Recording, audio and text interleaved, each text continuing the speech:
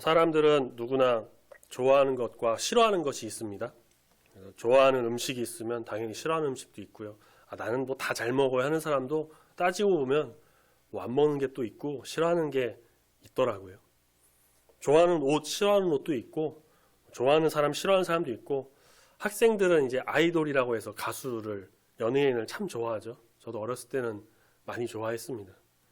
작년인지 재작년인지는 잘 모르겠는데 우리나라에 이제 트로트가 이제 어마어마하게 붐을 일으켜서 뭐 미스터 프로, 미스 프로 그런 이제 프로그램들이 나오고 경연을 펼치고 막 시청률도 어마어마하게 나왔었죠. 사실 저는 트로트를 그렇게 좋아하는 편이 아니라서 잘 모르는데 아무리 몰라도 임영웅이라는 이름은 알더라고요, 저도. 아마 지금 여기 계신 성도님들 중에서도 말씀은 안 드리셔도 좋아하는 분들이 아마 계시지 않을까 싶습니다. 그렇게 좋아하는 사람이 있고요. 내가 좋아하는 가수, 배우가 있고요. 정말 좋아하는 뭐 정치인도 있을 수 있습니다. 또 내가 좋아하는 우리 성도님들께서는 뭐 여러 가지 인터넷이나 TV도 보시면 좋아하는 설교자가 또 있을 수 있습니다. 제가 우리 성도님들이 좋아하는 설교자가 되도록 더 노력하겠습니다. 그리고 우리가 좋아하는 또 누가 있을까요? 성경 인물이 있습니다. 무수히 많은 인물들이 성경에 나옵니다.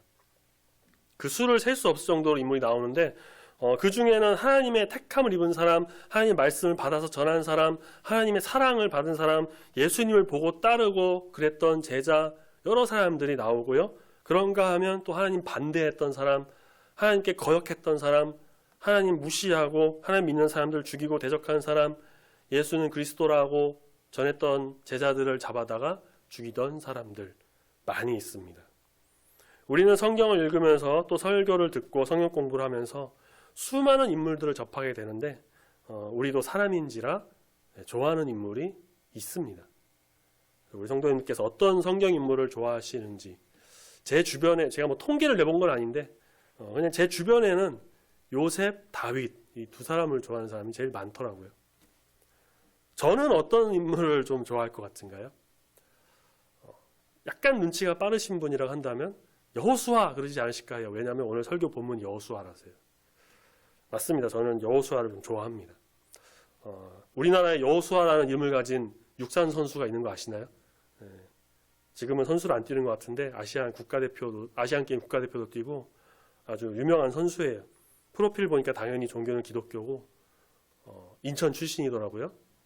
부모님이 교회를 다니시고 이제 성이 여시니까 여호수아 그렇게 이름을 지었겠죠. 제가 신대원 다닐 때는 이사야 전도사님 있었습니다. 성이 이시고 이름이 사야. 근데 제가 육상 선수 이야기를 뭐 하는 것은 아니고요. 당연히 이제 성경에 나오는 여호수아 이야기인데 그 많은 인물 중에서 왜 하필 여호수아냐라고 물으신다면 성경을 읽으면서 이 여호수아의 말씀처럼 정말 승리의 승리를 거듭하는 그런 말씀이 많지 않은 것 같더라고요.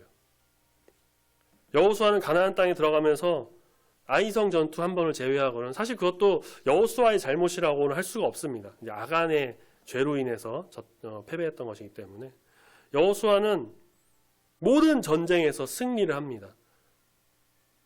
그리고 그 땅을 차지합니다. 물론 하나님의 이끄심과 도우심이 있었고 그랬지만 이 여호수아라고 하는 지도자, 이 사람이 이끄는 이스라엘 백성은 전투에서 연전연승을 하면서 그 땅의 사람들을 다 무찌르고 하나님이 말씀하신 그 땅 가나안을 차지하게 됩니다.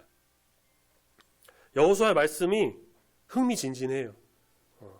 패배가 아닌 막 승리를 하고 땅을 차지하고 후퇴하고 퇴보가 아니라 전진하고 모든 것을 이루어 나간다라고 하는 그런 내용 때문에 여호수아 말씀을 좋아하게 됐고 그러다 보니 이제 그 말씀의 주인공 물론 말씀 성경의 모든 주인공은 하나님이시지만 사람으로 쳤을 때 그 이제 나오는 그 내용의 주인공이라고 할 수 있는 여호수아가 저는 저절로 호감이 좀 생기고 좋아하는 인물이 되더라고요. 여호수아를 볼 때 참 대단한 인물이구나라는 생각이 듭니다. 모세라고 하는 그 위대한 지도자, 그 사람의 뒤를 이어서 이스라엘의 민족의 지도자가 되고 그냥 한 곳에 머물러서 잘 지내는 그런 것이 아니라 그들을 이끌고 전쟁을 치러야 했습니다. 그런 지도자라고 했을 때 여호수아는 분명 그냥 평범한 아무 능력도 없는 그런 사람은 결코 아닐 것입니다. 여호수아의 특별함은 무엇일까? 여호수아가 모세의 뒤를 이어서 이스라엘의 지도자가 되어서 전쟁에서 연전연승할 수 있었던 그 이유는 어떤 것일까? 앞에 리더가 훌륭하면 그 뒤에 오는 지도자는 부담이 크기 마련인데 그 어마어마한 부담감 속에서 굳건히 하나님의 일을 해낼 수 있었던 이 여호수아라고 하는 사람, 카리스마가 대단할까? 아니면 어떤 이유가 있을까? 궁금합니다. 우리가 이 말씀의 상황을 한번 상상해 보겠습니다. 성경을 읽을 때 그 내용 그대로 상상을 한번 해보는 것도 성경을 이제 상황과 내용을 이해하는데 도움이 됩니다. 자, 지금부터 우리가 상상을 해볼 텐데 내가 지금 여호수아다라고 한번 상상을 해보는 겁니다. 모세와 같이 애굽에서 나왔습니다. 애굽에 있을 때 10가지 재앙을 다 겪었습니다. 그리고 나와서 홍해가 갈라지는 것도 봤습니다. 직접 경험했고 그 밑에 땅을 걸어갔어요. 모세가 10계명을 받고 내려오는 것도 봤고 불기둥과 구름기둥이 나타나서 인도하는 것도 다 경험했고 만나와 메추라기가 떨어지고 불뱀이 나오고 땅이 갈라지고 여러 가지 일들을 겪었습니다. 전투에서 모세가 손을 올리면 전쟁에서 승리하는 것도 직접 경험했습니다. 자, 이제 요단 동편으로 가서 그 땅에서 전투에 승리하고 요단강만 건너면 이제 하나님께서 말씀하신 그 땅에 들어갑니다. 길고 길었던 광야 생활을 마치고 가나안에 들어갑니다. 기대가 됩니다. 이전에 정탐했던 수십 년 전에 정탐했던 그 땅에서 하나님이 어떤 일을 펼치실까? 야, 모세는 어떤 명령을 내릴까? 그런데 그 가나안을 앞두고 모세가 하나님 곁으로 가게 됩니다. 그리고 그 뒤를 이어서 이스라엘 백성의 지도자로 여호수아가 이제 나라고 상상했으니까 내가 되었습니다. 자, 이때 마음은 어떨까요? 얘기만 들으면 사실 좀 흥미진진하기도 하고요.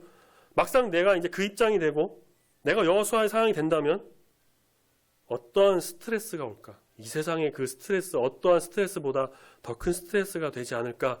막 심장이 떨리고 미쳐버릴 수도 있을 것 같습니다. 하나님과 만나서 직접 대화도 나누고 이스라엘 백성들을 이끌어내었던 그 위대한 지도자 모세, 그 뒤를 이어간다는 것도, 그리고 이제 그 백성들을 이끌고 가나안 땅에 들어가서 그 민족들과 전투를 벌이면서 그들을 몰아내고 그 땅을 차지한다는 것도, 또 백성들을 돌보고 다스리면서 때로는 판결도 하고 때로는 위로도 하고 때로는 하나님 말씀도 전해야 된다라고 하는데 내가 그것을 감당할 그릇이 될까?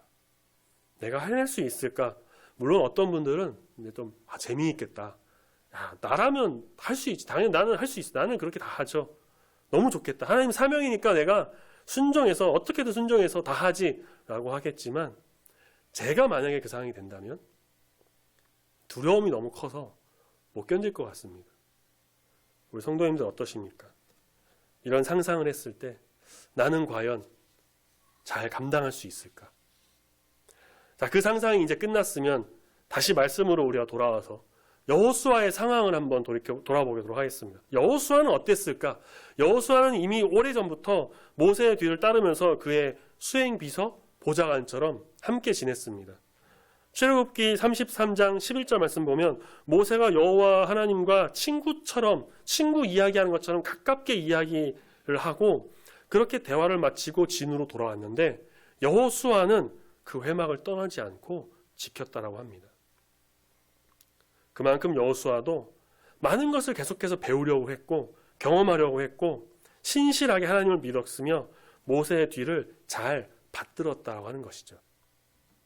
자신이 이제 모세의 뒤를 이어서 이스라엘의 백성의 지도자가 된다는 것도 어느 정도 짐작을 했을 것입니다. 민수기 27장에 보면은 이제 여호수아를 후계자로 임명합니다.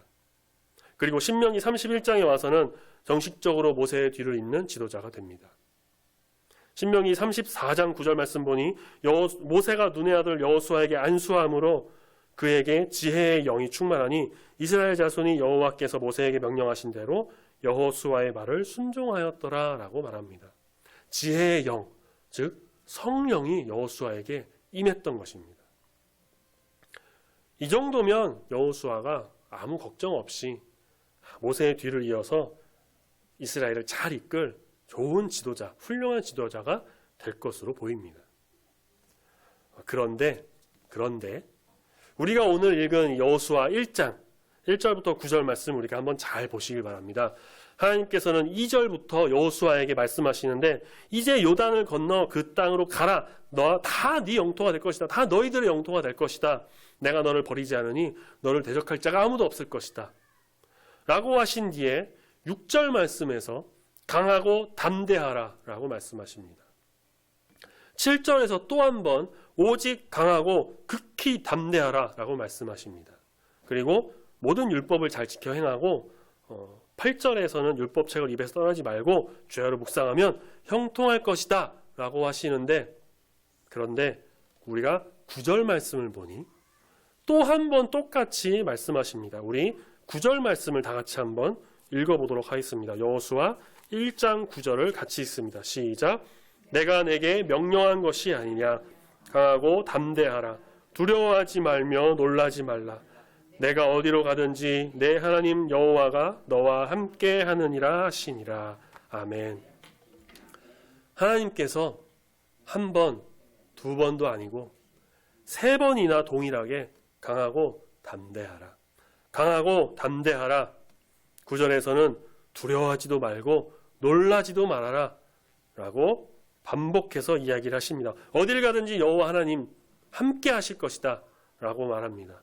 이것이 단순히 하나님께서 그냥 반복해서 말씀하는 걸 좋아하셔서 그랬던 것일까요? 혹은 이제 여호수아가 세상 말로는 이제 여호수아가 지도자 이취임식을 했으니까 이제 권면이나 축사처럼 그냥 의례적으로 하신 말씀일까요? 우리는 여기서 여호수아의 마음 상태를 조금 알 수 있습니다.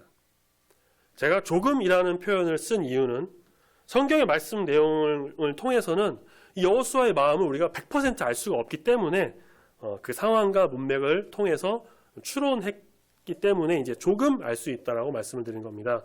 여호수아는 두려웠습니다. 여호수아는 걱정과 근심이 있었습니다. 스트레스가 됐을 수도 있고요. 내가 모세의 뒤를 잇는 지도자라고? 그래, 그거는 이미 정해졌던 거니까 그래, 그럴 수 있어. 근데 내가 지금 이 백성들을 이끌고 전쟁을 하라고? 전투를 하라고? 그 가나안 땅을 차지하면서 그 등치 큰 그 사람들과 전쟁을 벌이라고? 이 사람들 죽으면 어떡하지? 전쟁이 지면 어떡하지? 만약에 반란 일으키면 어떡하지? 여호수아 안 그랬을 수도 있습니다. 네. 그는 담대한 사람이었고 군인이었고 가나안 땅을 정탐했을 때 그들은 우리의 밥이다 라고 했던 사람이기 때문에 안 그랬을 수도 있어요. 하나님 정말 신뢰했던 사람이기 때문에 안 그랬을 수도 있습니다. 그런데 여호수아도 사람입니다. 우리와 똑같은 사람이에요. 감정이 있고 상황의 압박에 시달릴 수 있습니다. 막상 그 자리가 되니 부담이 있을 수도 있습니다. 우리가 어느 부분에서 그것을 짐작할 수 있냐면 하나님께서 3번이나 강하고 담대하라 라고 말씀하신 것을 통해 우리가 짐작할 수 있습니다. 얼마나 걱정이 됐으면, 얼마나 부담이 되었으면, 얼마나 근심되고 불안했으면 하나님이 그의 그런 모습을 보시고 걱정되고 안쓰러운 마음에 강하고 담대해라. 오직 강하고 담대해라. 강하고 담대하고 두려워하지 말면서 놀라지 말아라. 라고 3번이나 그렇게 말씀을 하셨을까요? 내가 너와 함께하니 걱정하지 말아라. 스트레스 받지 말아라. 이렇게 말씀하셔서 하나님은 여호수아에게 힘을 불어넣어 주셨습니다. 모든 것을 아시는 하나님께서는 여호수아의 마음을 보시고 그 힘든 것을 다 아시고 그를 위로하시고 격려하시면서 걱정하지 말라고 이렇게 말씀하고 계신 것입니다. 10절 말씀에 이 말을 듣고 힘을 낸 여호수아가 백성의 관리들을 다 불러 모아서 명령합니다. 본격적으로 지도자로서의 사명을 감당하게 된 것입니다. 참 감사했던 것은 백성들이 여호수아에게 말하기를 16절 이하에 보면 당신이 명령한 거 우리가 다 지키겠습니다. 다 행하겠습니다. 다 따르고 순종합니다. 여호와께서 모세와 함께 하셨던 것처럼 당신과도 함께 하시길 원합니다. 그리고 18절 말씀에 오직 강하고 담대하십시오 라고 말을 합니다. 하나님 말씀하신 것과 동일하죠. 그렇게 여호수아는 힘을 얻고 마음을 강하고 담대하게 해서 하나님의 사명을 감당합니다. 예전에는 힘들고 어려운 일이 생기면 뭔가 일이 잘 안 풀릴 때 격려 차원에서 힘내, 괜찮아, 잘 될 거야, 걱정하지 마, 이겨낼 수 있어, 이렇게 이야기를 많이 했습니다. 그러면 듣는 사람도 힘이 나는 것 같고 정말 자신감도 생기고 열심히 하려고 했어요. 물론 요즘도 그렇게 이야기를 하기도 하고 또 이렇게 힘을 내기도 합니다. 그런데 저도 좀 이렇게 보니까 조금 바뀌었다고 해요. 요즘은 젊은 세대들은 요즘에 이런 말 자체를 별로 좋아하지 않는다고 합니다. 시대가 변한 거죠. 그렇게 말하는 것이 뭔가 자신을 동경하는 것 같고 어차피 말뿐이라 큰 도움도 안 되고 그렇게 형식적으로 괜찮아, 힘내 라고 툭 던지듯이 하는 거 차라리 안 하는 게 낫고 가만히 있거나 진짜로 뭔가 도움을 주고 실질적으로 도움을 줄 거 아니면 그냥 안 하는 게 낫다라고 하는 게 요즘 시대의 모습이라고 합니다. 뭔가 좀 마음이 팍팍해진 것 같죠. 사람이 격려의 말을 할 때 말 그대로 그냥 말하는 것이지 그 말에 힘이 있어가지고 갑자기 듣는 사람의 능력이 확 생기거나 뭔가 일이 갑자기 확 풀리거나 그런 일은 사실 별로 없습니다. 그저 말로 위로하고 격려하는 거예요.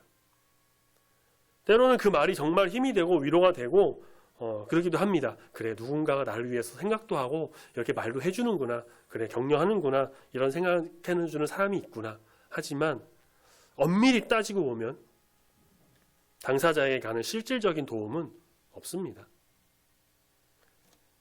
사실 그대로 그런 거죠. 만약에 하나님이 하시는 그 위로와 말씀도 그 격려의 말도 그냥 말뿐이라고 한다면, 그냥 말씀만 하는 걸로 그친다면, 사람이 하는 격려와 마찬가지인 그런 말뿐이라고 한다면 실질적인 도움과 어떤 결과도 없는, 큰 의미가 없는 그런 격려와 위로가 될 것입니다. 만약 하나님이 말뿐인 하나님이시라고 한다면 여호수아도 그 말을 듣고 그냥 하시는 말씀이잖아요, 그래요, 뭐 그 정도야 뭐 하면서 느꼈을 수도 있습니다. 물론 하나님께서는 그 말씀 한마디로도 사람의 모든 마음을 다 만지시고 정말 인생을 바꾸시고 감찰하고 변화하시면서 그 말씀 한마디로, 위로의 말로 정말 온전한 하나님의 사람으로 쓰이게 하시기도 합니다. 그런데 우리가 알아야 할 것은 하나님께서는 말뿐인 하나님이 아니시라는 겁니다. 하나님은 말씀만 하시고 그대로 끝내는 그런 분이 아니시라 그 말씀 그대로 행하시는 분이십니다. 언행일치가 완벽하신 분이란 거죠. 본문 말씀에 강하고 담대하라, 두려워하지 말라, 내가 너와 함께 하겠다라고 말씀하신 것이 그대로 이루어져서 정말 여호수아의 마음이 강하게 되고 담대해졌고 정말 함께 하셔서 모든 전투에서 승리했습니다.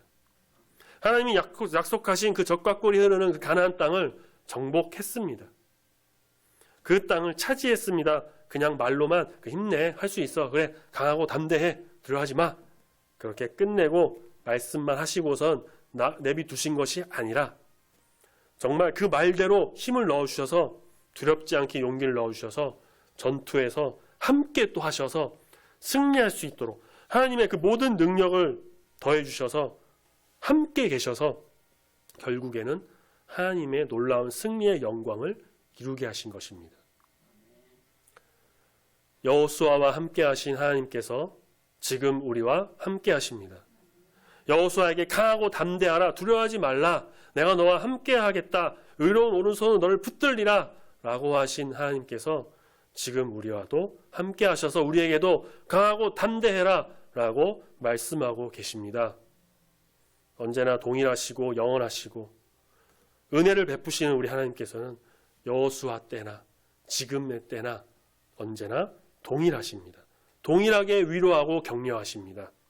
은혜를 베풀어 주십니다. 그러니 우리는 바로 이런 하나님을 온전히 믿고 따르며 정말 철저하게 신뢰해서 그 위로와 격려 속에서 모든 일을 행하는 주님의 크신 뜻을 기대하고 소망하면서 주님의 길을 따르는 믿음의 자녀가 되어야 할 것입니다.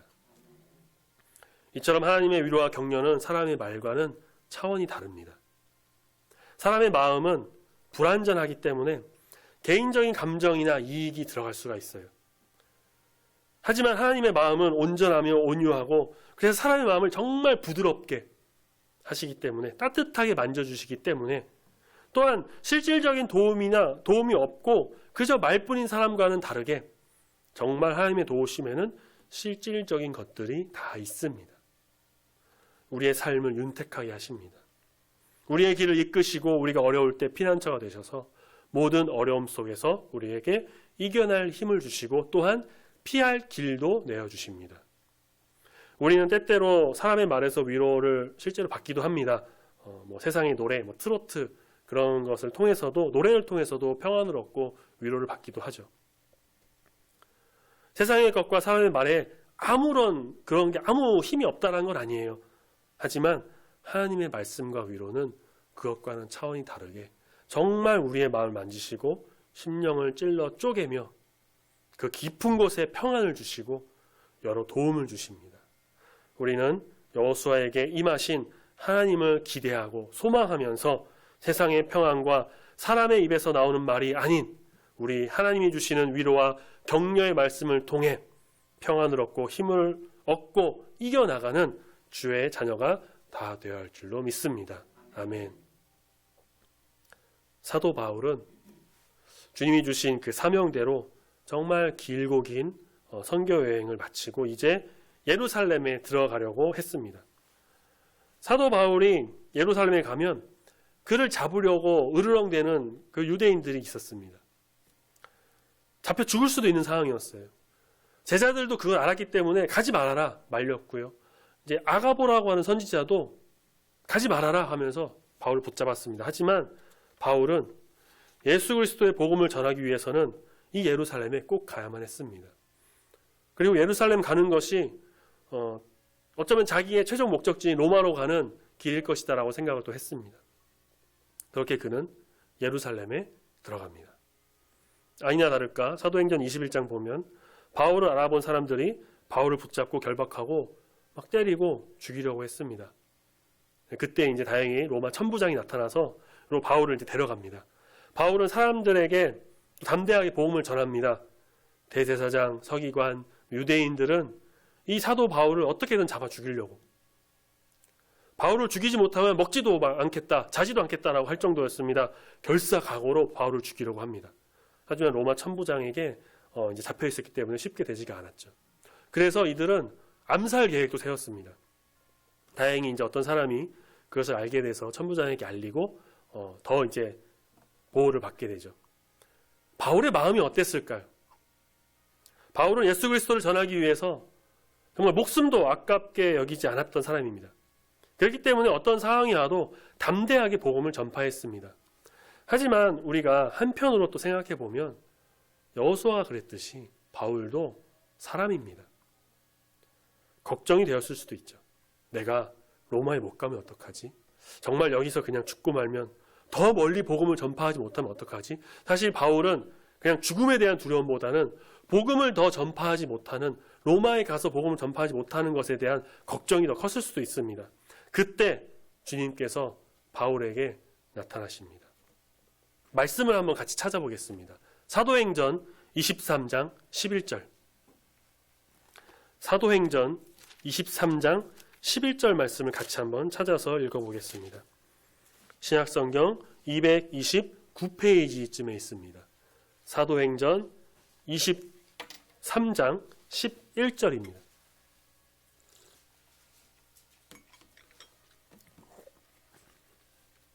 사도행전 23장 11절 말씀,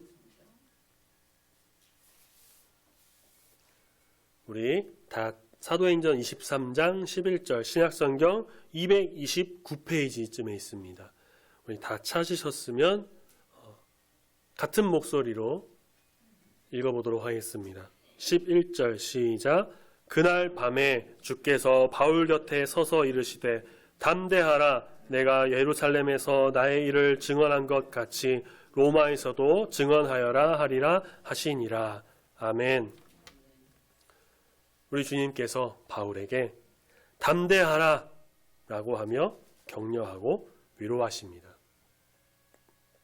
그리고 예루살렘에서 증언한 것 같이 로마 가서도 동일하게 증언할 것이다 라고 말씀하시죠.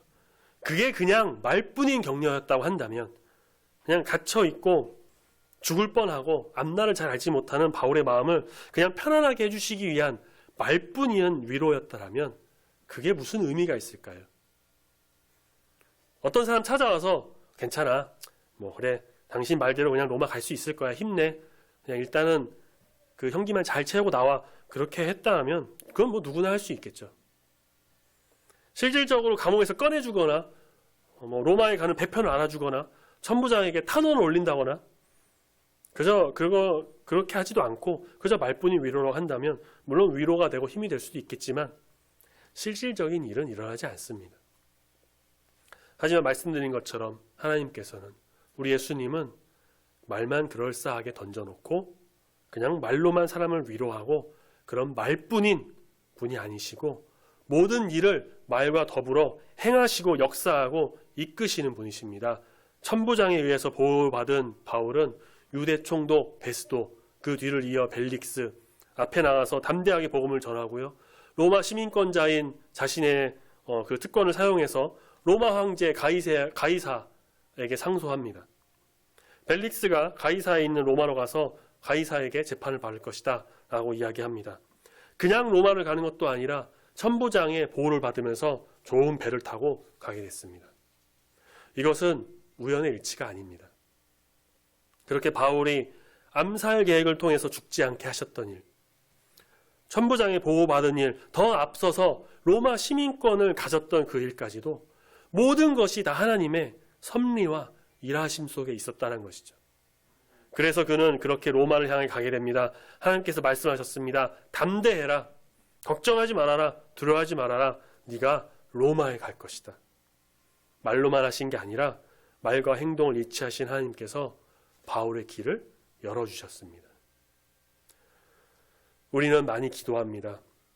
우리 어려운 사정과 상황을 주님께 아뢰면서 기도합니다. 코로나19로 인해서 정말 많은 곳이 어려움에 처했습니다. 사람이 오지 않으니까 가게 문도 닫고 폐업하고 그런 것이 많아졌습니다.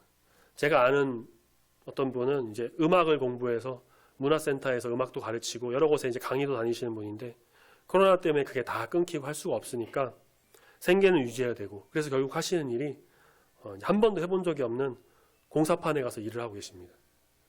음악만 해갖고 손이 이제 뭐 부르트거나 그런 일이 없었는데 지금은 공사판에 가서 매일 일하시면서 손이 더러지고 부르트고 그렇게 되었습니다. 제가 뭐 그 직업이 낮고 천하다고 그렇게 이야기하는 것이 절대 아니고요. 자기가 하던 일과는 상관없이 어쩔 수 없이 다른 일을 찾아보게 되는 그런 상황이 또 되어버렸다는 것이죠.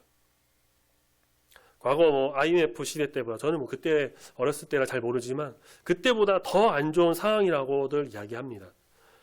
제가 다 알지는 못하겠지만 우리 성도님들 가운데서도 또 영상을 보는 분들 가운데서도 이러한 코로나19로 인해서 생각지 못한 어려움과 여러 상황에 부딪혀서 어려운 분들이 계실 것이라 생각이 듭니다. 우리 하나님께서 각 사람에게 말씀하십니다. 강하고 담대하라. 두려워하지 말아라. 내가 너와 함께 할 것이다. 힘을 내라. 내가 그렇게 울부짖고 기도하면서 매달렸는데 별로 상황 좋아지지도 않았는데 아직도 나에게 강하고 담대하라. 아직도 나한테 힘내라고 그렇게 하시나요? 언제쯤 나에게 실질적인 도움과 그러한 형편과 상황을 좀 편하게 해주실 것인가요? 인간이 바라는 때와 하나님이 정하신 때는 차이가 있습니다. 우리는 인내하면서 소망을 갖고 모든 것을 행하시는 우리 역사하신 하나님을 믿고 바라보면서 그 위로 속에서 힘을 얻고 나아갈 때에 때가 찼을 때에 하나님께서는 분명히 모든 것을 형통하게 하시고 이루시고 인도해 주실 것입니다. 만약 여호수아가 하나님이 강하고 담대하라고 했을 때 아니 지금 당장 전쟁 벌일 판인데 그냥 강하고 담대하라 말만 하지 마시고 좀 부셔주시든가 무기를 좀 주시든가 전술을 좀 짜주시든가 뭔가 좀 해주시지. 난 민족 지도자가 돼갖고 뭐 재판도 해야 되고 뭐 이것도 해야 되고 저것도 해야 되는데 언제쯤 하려고 이러십니까? 라고 하면서 불평과 불만을 가지고 좀 안 믿고 나갔다면 우리는 지금 여호수아를 볼 수 없을지도 모릅니다.